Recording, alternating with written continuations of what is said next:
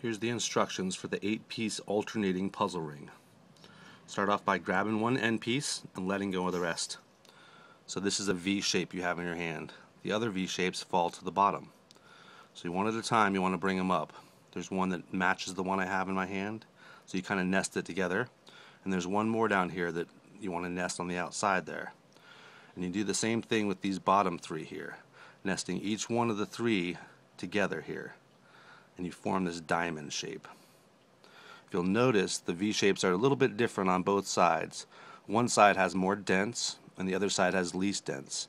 The way I figure that out is by looking in the middle of the V's here. So the V shape with the most dents always points to your left hand. You then want to look at the bottom here, and you have two different kinds of zigzags. One of them is smooth across the middle of the bent part, and one of them has a dent in the middle of the bent part. So you try to find your smooth zigzag.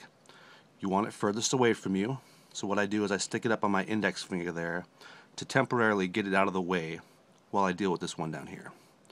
So the dented one you want to let hang from the bent part, so the bent part's up, and then you want to turn it counterclockwise into place. So you then hold this one by squeezing it in between your thumb.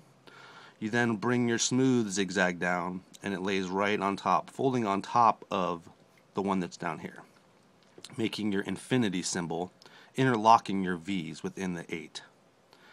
So then you go back up to the top here and you look for your most dented, which is facing to your left, and you want to pull the outside piece of the V's and you're going to turn it like a wheel, spinning it underneath the other V shapes and then folding it inside, making sure all the other V shapes are above it.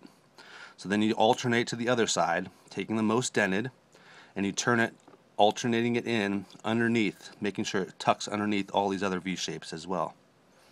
So then back to the other side again, turn it, turn it, turn it, one at a time, and make sure it stays underneath. And that's the hardest part about this ring, is making sure each ring tucks underneath the other ones.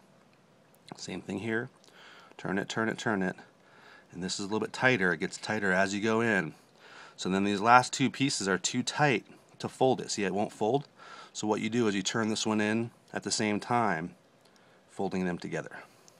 And there you go. There's your 8-piece puzzle ring, alternating puzzle.